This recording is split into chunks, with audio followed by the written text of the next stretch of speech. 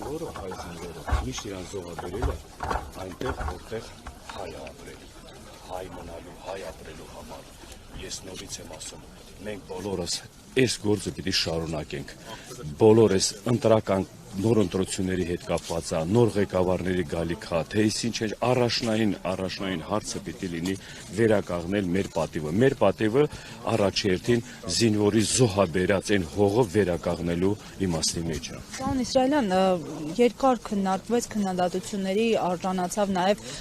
իշխանությունների կողմից, հենց խորհրդարանական մեծամասնության ԿՊ-ի կողմից ընդունված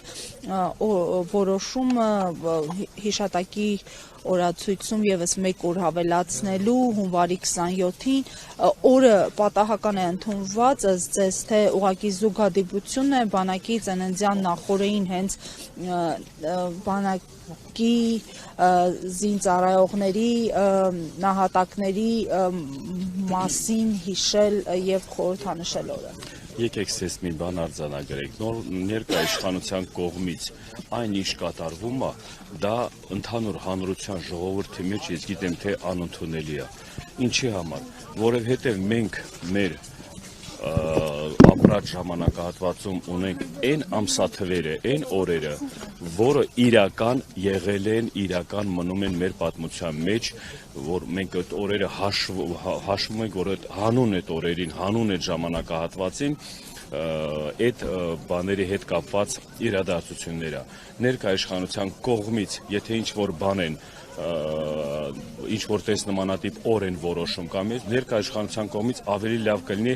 դրանց այդ զոհված տղորց առած գործերը բարձրաձայնեն։ Նման այդ գործողության կարևորությունը բարձրաձայնեն, ոչ թե մոռացության տան, մի կողմից օր են նշում, մյուս կողմից չեղյալ հաշվում խոսքի